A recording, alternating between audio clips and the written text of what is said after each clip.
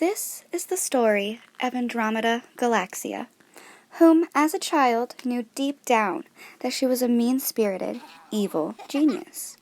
This made it very hard for her to communicate with other Sims appropriately, and in turn she had many enemies and did not have any friends as a child. As Andromeda grew up, she still was not able to make friends, as she had the tendency to ruin conversations and relationships. She thought she was going to be alone forever.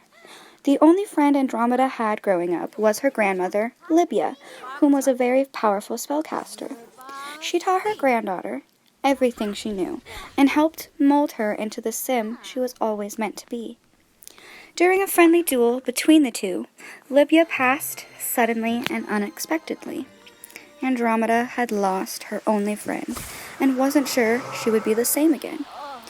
Her evil actions grew worse and worse until one fateful day at Magic HQ, she heard a duel going on upstairs and wanted to enjoy the loser's defeat, but instead came across the most stunning Sim she had ever seen.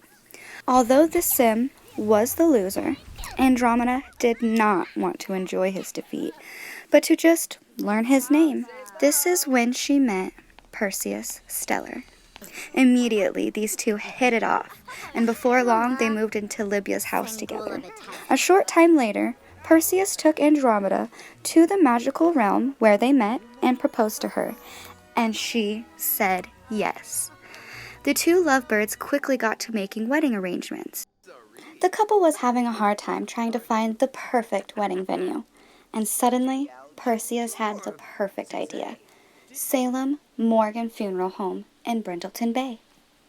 This is where Andromeda's grandmother was buried, so to give Andromeda the chance to have her grandmother as close as possible on her big day.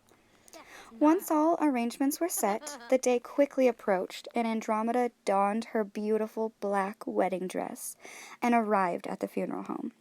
This place of sadness and despair was the perfect place for Andromeda to enjoy others' pain and relish in her joining with Perseus. The ceremony was small but beautiful, and the reception was off the hook. Andromeda had many enemies, but found that she had retained a few good spellcaster friends, and they ate and danced the night away. In the end, Andromeda had finally found herself a forever best friend and a few acquaintances that loved her for who she was, a mean-spirited, evil genius.